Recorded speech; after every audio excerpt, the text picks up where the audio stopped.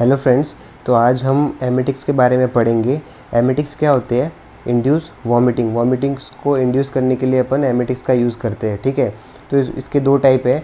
एक तो है सिरप ऑफ इपेसिए और दूसरा है एपोमॉर्फिन। सिरप ऑफ इपेसिए जो होता है वो ओरल फॉर्म में मिलता है, ठीक है, और एपोमॉर्फिन जो है वो इंजेक्शन फॉर्म में मिलता है, ठीक है। अब जो ये इंजेक्शन फॉर्म में मिलता है तो उसका ब्रांड नेम किस नेम से आता है? इंजेक्शन एपोकाइन।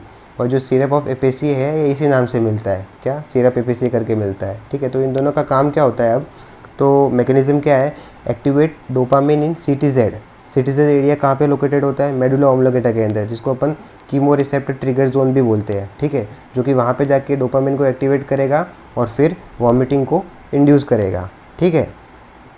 अब जो इसका यूज़ जो होता है एमेटिक्स का, वो कहाँ यूज़ होता है? ओरल पॉइजनिंग के अंदर, ठीक है। अगर कुछ ने पी वगैरह लिया होता है जो पॉइजनस चीज़ होती है तो उसको बाहर निकालने के लिए वॉमिटिंग के थ्रू अपन एमेटिक्स का यूज़ करते हैं, ठीक है। अब किस किस केस के अंदर अगर पॉइजनिंग हुआ भी है लेकिन हमें उसके अंदर एमेटिक्स यूज़ नहीं करने हैं, ठीक है। तो सबसे पहला है वो है कोरोसिव।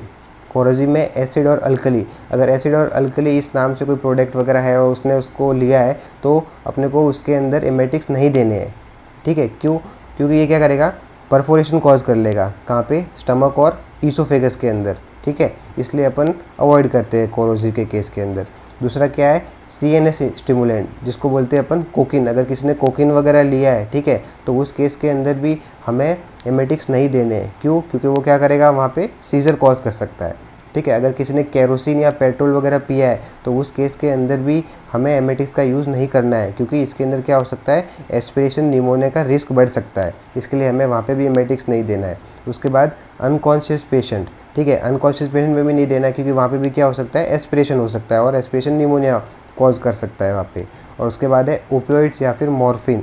यहाँ पे तो देना ही नहीं है, क्योंकि यहाँ पे अगर आपने एमेटिक्स दिया भी तो वो नॉन इफेक्टिव होगा, उसका कुछ भी इफेक्ट नहीं आएगा, ठीक है। तो ये सब एमेटिक्स में अपन ने पढ़ा। मेनली आपको यहाँ पे दो ही याद रखना है। एक तो है सिरप ऑफ इपेसिए, ठीक है, जो कि इंपॉर्टेंट है, और दूसरा जो एपोमॉर्फिन, ठीक है। इतना कर लोगे काफ़ी है।